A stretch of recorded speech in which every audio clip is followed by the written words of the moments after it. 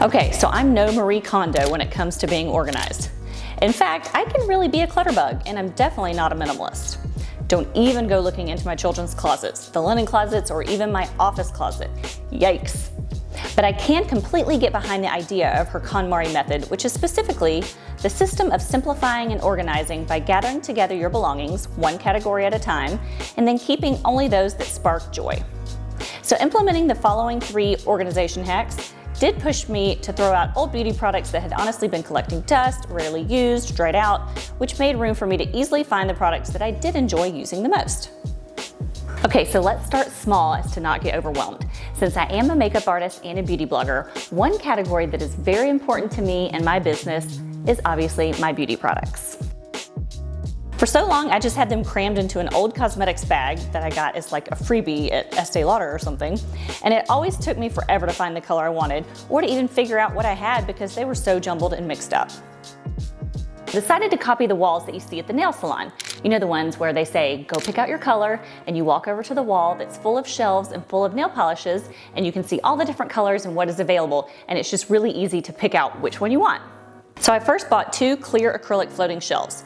Clear because you want to be able to see through them to see your colors available. And the ones with the front lip that keeps the polishes from obviously falling off the shelf. Once they were hung in my bathroom, the most obvious place to store them, I then lined them up in order of the rainbow. You know, Roy G. Biv style. This made them visually pleasing as wall decor, and I could easily see what shades I have the most of and even which ones I am missing. As a makeup artist, I probably have a few more lip liners than most people have, so I'm just gonna throw that out there.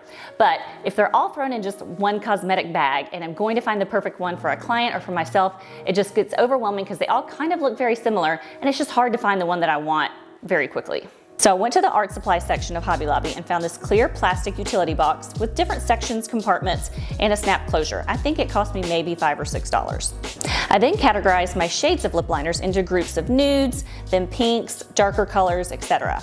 And because they're sectioned off with the tight closure, you can flip the case up and down and all around and they don't fall out or get mixed up.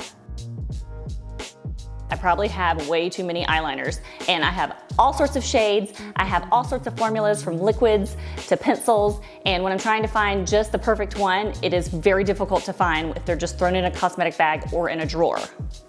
So still using the art section at Hobby Lobby, I came upon a simple canvas brush roll with snap closure that holds up to 36 paintbrushes.